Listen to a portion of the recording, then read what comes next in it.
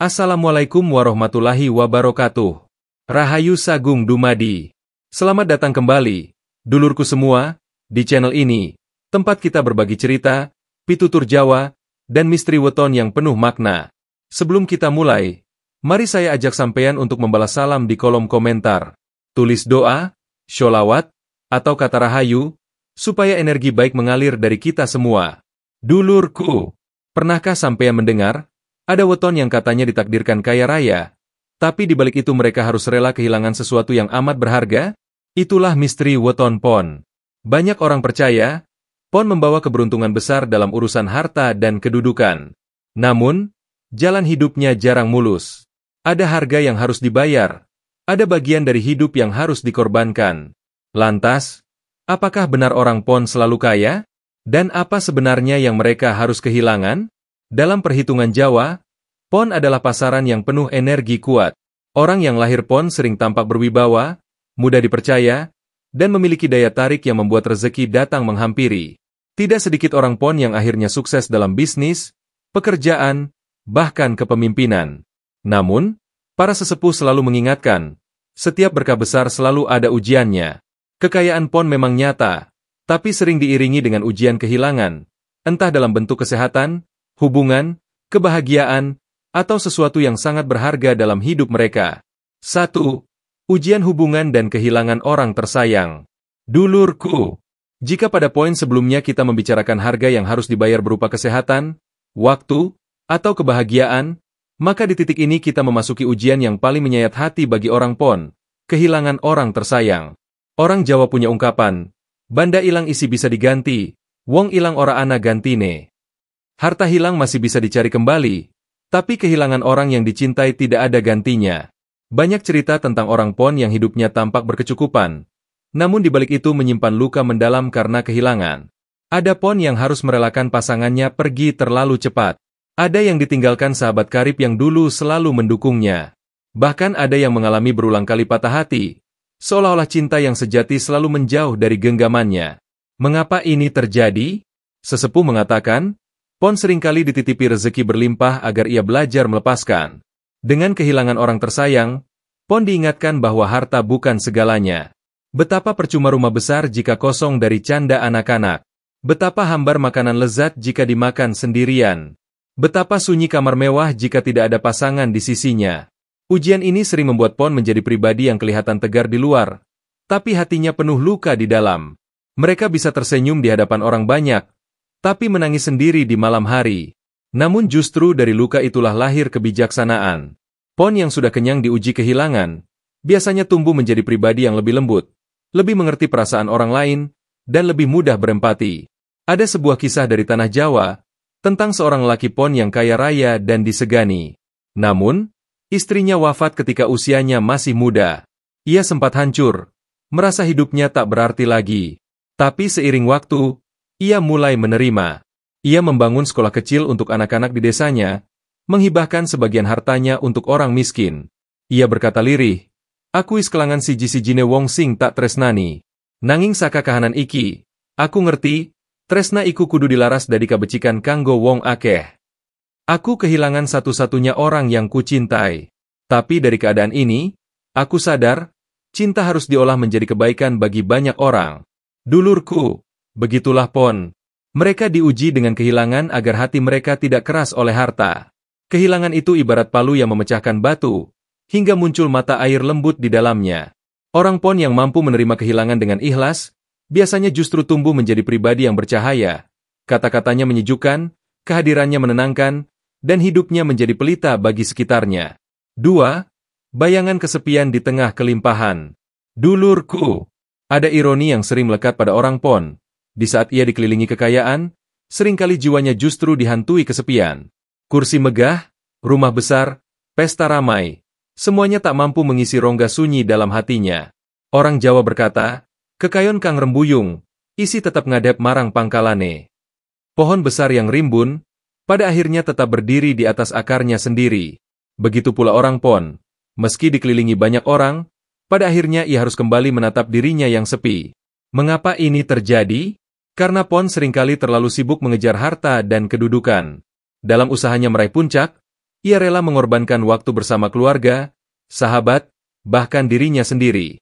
Dan ketika akhirnya berhasil, ia menoleh ke belakang. Ternyata banyak kursi yang kosong, banyak tawa yang telah hilang. Disitulah kesepian menyergap. Ada Pon yang sukses dalam bisnis, tapi ketika pulang ke rumah, hanya kesunyian yang menyambutnya. Ada Pon yang punya banyak kawan saat jaya, tapi perlahan kawan itu menghilang saat ia jatuh. Ada pula Pon yang dikelilingi banyak orang dalam pesta, tapi hatinya berbisik lirih. Sopo sing tenan tresna karo aku? Siapa yang sungguh mencintaiku? Kesepian ini sesungguhnya adalah ujian batin. Semesta seolah ingin berkata, ojo mung ngoyak bandha. Ati iki uga butuh diparingi pangan. Jangan hanya mengejar harta, hati juga butuh diberi makanan. Dan makanan hati bukanlah emas, melainkan kasih sayang, kebersamaan, doa, dan ketulusan. Namun, jangan salah sangka, dulurku, kesepian ini bukan hanya hukuman, tapi juga jalan pencerahan. Dengan kesepian, Pon diajak untuk merenung, untuk kembali menyapa dirinya sendiri, bahkan untuk mendekat kepada Gusti Kang Akarya Jagat. Banyak Pon yang akhirnya menemukan jalan spiritual setelah merasakan sepi yang begitu dalam. Mereka mulai mencari makna di balik doa, menemukan ketenangan dalam laku tirakat, dan akhirnya tumbuh menjadi pribadi yang lebih lembut. Ada sebuah kisah tentang seorang wanita Pon kaya raya, pemilik banyak usaha. Tapi di usia senja, ia tinggal sendirian di rumah besar. Anak-anaknya sibuk, suaminya sudah tiada. Di tengah sepi itu, ia akhirnya lebih rajin beribadah, memberi sedekah, dan menolong orang lain. Ia berkata kepada tetangganya, aku biyen nguber donya nganti kesel. Saiki aku ngerti, urip iki ora mung kanggo nglumpuka kebandha, nanging kanggo nuduhake tresna marang sesami. Aku dulu mengejar dunia sampai lelah. Sekarang aku paham, hidup ini bukan hanya untuk menumpuk harta, tapi untuk menunjukkan cinta kepada sesama. Dulurku, kesepian adalah bayangan yang selalu mengikuti Pon, bahkan di tengah kelimpahan. Tapi jangan takut, kesepian bisa menjadi cermin yang jujur, yang mengingatkan kita bahwa harta hanyalah kulit luar. Inti hidup adalah hati yang damai. 3. Pon dan takdir kekayaan. Sejak lama, orang Jawa menaruh perhatian khusus pada weton Pon. Mereka menyebutnya pasaran berharisma, tempat energi rezeki mengalir deras. Orang Pon sering dianggap memiliki daya tarik alami. Sorot matanya meyakinkan, bicaranya mampu membuat orang percaya, langkahnya seperti membawa tuah. Tak heran, banyak orang Pon yang mudah mendapatkan kepercayaan untuk memimpin, berdagang, atau menempati posisi penting dalam masyarakat. Rezeki bagi Pon ibarat angin yang selalu bertiup ke arahnya. Ada saja jalan yang terbuka. Saat orang lain kesulitan mencari peluang, Pon sering menemukan celah. Dalam dunia bisnis, mereka cepat mendapat pelanggan. Dalam pekerjaan, atasan lebih mudah memberi kepercayaan. Dalam politik, kata-katanya sering didengar. Semua ini membuat orang luar berkata, wajar, wong Pon iku gampang sugih. Namun, jangan salah sangka, kekayaan Pon bukan jatuh begitu saja dari langit. Di balik itu, ada watak tekun dan ambisius yang membuat mereka selalu berusaha keras. Pon tidak suka diam. Ia senang bergerak, mencari cara, menembus jalan. Inilah yang menjadikan Pon magnet rezeki, perpaduan antara energi lahiriah weton dan ketekunan pribadi. Tapi, dulurku, sesepuh Jawa selalu mengingatkan, saben kabegjan, ana ujiane. Setiap keberuntungan, ada ujiannya. Kekayaan Pon bisa menjadi berkah sekaligus jebakan. Banyak Pon yang terlena oleh kelimpahan, lalu lupa arah. Ada yang kaya harta, tapi miskin batin. Ada pula yang berhasil mengumpulkan uang, tapi kehilangan waktu bersama keluarga. Disinilah letak misterinya. Pon memang ditakdirkan untuk mudah kaya, tapi itu hanyalah alat uji jiwa. Apakah mereka bisa menggunakan kekayaan itu untuk kebaikan, atau justru menjadi budak dari hartanya sendiri?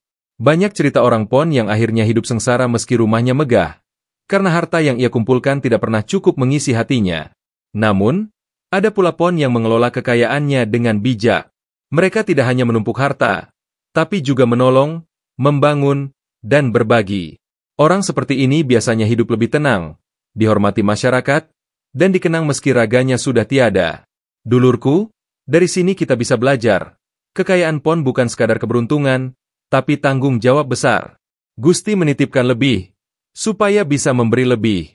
Itulah takdir Pon, ditakdirkan kaya, tapi selalu berada di ujung timbangan antara berkah dan jebakan. 4. Harga yang harus dibayar. Dulurku, orang Jawa punya pitutur halus, saben kabegjan, ana panggantos. Setiap keberuntungan, ada gantinya. Tidak ada yang benar-benar gratis di dunia ini, bahkan rezeki pun membawa konsekuensinya sendiri. Bagi orang Pon, inilah misteri yang paling menyayat. Mereka boleh saja ditakdirkan kaya, tapi ada sesuatu yang harus rela mereka lepaskan. Bagi sebagian Pon, harga itu berupa kesehatan.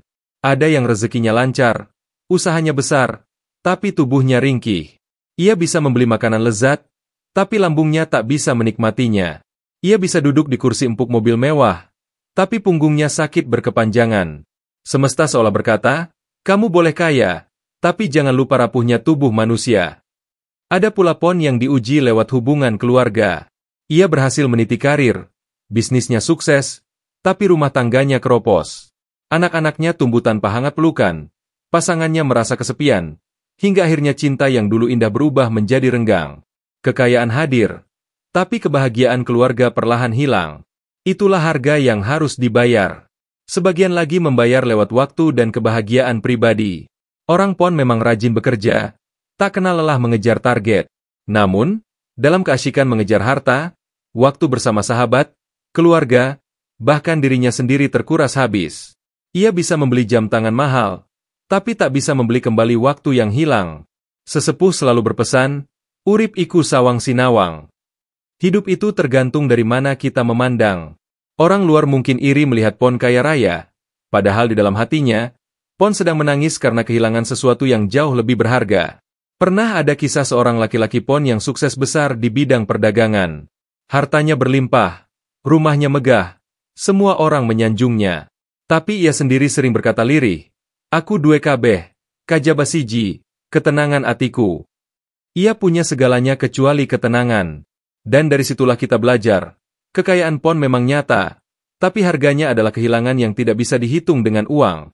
Maka dulurku, jangan salah mengira bahwa hidup Pon penuh keberuntungan tanpa celah. Justru, mereka dititipkan ujian agar tidak terlalu melekat pada harta. Mereka diminta untuk sadar, ada hal-hal yang tak ternilai lebih berharga daripada uang, seperti cinta, kesehatan, waktu, dan ketenangan jiwa. 5. Jalan penebusan Pon. Dulurku, setelah kita menyelami perjalanan orang Pon, ditakdirkan kaya, harus membayar harga, kehilangan orang tercinta, dan dihantui kesepian, muncul pertanyaan besar. Apakah Pon hanya ditakdirkan untuk sengsara di balik harta? Jawaban para sesepuh jelas, tidak. Semua ujian itu bukan untuk menghancurkan, melainkan untuk menebus dan menguatkan. Pon diberi kelimpahan bukan agar sombong, melainkan supaya bisa menjadi saluran berkah bagi sesamanya. Sesepuh Jawa punya pitutur, urip iku urup. Hidup adalah nyala. Api tidak diciptakan hanya untuk dirinya sendiri. Api ada untuk memberi terang, memberi hangat, bahkan kadang membakar kotoran agar bersih. Begitulah peran orang Pon. Mereka diberi harta, kedudukan, dan peluang besar bukan untuk disimpan dalam peti, tetapi untuk dinyalakan menjadi cahaya yang bermanfaat. Bagaimana cara menebus itu? Pertama, dengan ikhlas berbagi. Pon yang pandai bersedekah, menolong tetangga, membangun jalan, masjid, sekolah, atau sekadar membantu tetangga yang kekurangan, biasanya hidupnya lebih damai. Meskipun kehilangan dan kesepian tetap datang, hati Pon yang suka berbagi akan lebih tenang karena ada dua orang lain yang menyertainya. Kedua, dengan rimo lan eling. Orang Pon harus belajar menerima bahwa tidak semua bisa dimiliki. Harta boleh dicari, tapi hati harus tetap ingat kepada Gusti. Dengan sikap eling, Pon tidak mudah gelisah, tidak mudah sombong, dan tidak mudah goyah saat kehilangan. Ketiga, dengan menjadikan cobaan sebagai guru. Semua kehilangan, kesepian, bahkan sakit yang menimpa, adalah guru yang memberi pelajaran. Wage diuji lewat kesunyian, sedangkan Pon diuji lewat kelimpahan. Jika Wage belajar dari kekurangan, Pon belajar dari kelebihan. Dua-duanya adalah jalan tirakat menuju kedewasaan jiwa. Ada sebuah kisah tentang seorang laki-laki Pon di tanah Jawa. Ia dulunya sangat kaya, tapi kesepian dan kehilangan anak tunggalnya membuat hidupnya hampa. Suatu hari, ia memutuskan untuk mengubah cara hidupnya. Ia membangun pesantren kecil, menghidupi anak-anak yatim, dan berbagi ilmu. Lambat laun, Ia disegani bukan hanya karena hartanya, tapi karena hatinya yang luas. Ia berkata, "Aku ngerti saiki, banda sejati duduk maslan omah, nanging tresna sing tak weneh kelan donga sing tak tampa. Aku sadar sekarang, harta sejati bukanlah emas dan rumah, tapi cinta yang kuberikan dan doa yang kuterima. Dulurku, inilah jalan penebusan pon, membalik limpahan menjadi kebaikan. Dengan begitu, kehilangan tidak lagi terasa sebagai hukuman, tapi sebagai jalan untuk menemukan makna. Kesepian tidak lagi jadi beban, tapi jadi pintu menuju doa. Dan kekayaan tidak lagi menjadi jebakan, tapi menjadi tangga menuju keberkahan. Pon bukanlah kutukan. Pon adalah kesempatan. Kesempatan untuk membuktikan bahwa manusia bisa tetap rendah hati meski berlimpah, bisa tetap bersyukur meski kehilangan, bisa tetap bercahaya meski dikelilingi bayangan. Setelah kita mengupas semua sisi, kekayaan, harga yang dibayar, kehilangan, kesepian, hingga jalan penebusan, mari kita rangkum seluruh perjalanan pon ini. Apa makna sejati dari takdir kaya tapi penuh ujian? Bagaimana pon bisa menemukan cahaya di balik gelapnya cobaan? Saatnya kita masuk ke bagian kesimpulan. Dulurku, pon memang ditakdirkan berbeda. Rezeki mereka melimpah, pintu-pintu keberuntungan sering terbuka. Tapi di balik itu, ada ujian besar yang menanti. Mereka harus rela kehilangan sesuatu yang berharga, sebagai penyeimbang. Namun ingatlah, kehilangan bukan akhir dari segalanya. Kadang, kehilangan adalah jalan untuk menemukan makna sejati. Pon yang mampu bersabar, ikhlas, dan berbagi, akan menjadikan kekayaannya bukan sekadar harta, tapi bekal untuk perjalanan jiwa. Pitutur Jawa berkata, "Sing ikhlas uripe, bakal legawatekan pungkasan." Barang siapa ikhlas dalam hidup, akan tenang hingga akhir. Maka bagi sampean yang lahir pon, jangan pernah sombong dengan rezeki, jangan pula hancur karena kehilangan. Jadikan keduanya guru yang menuntun langkah.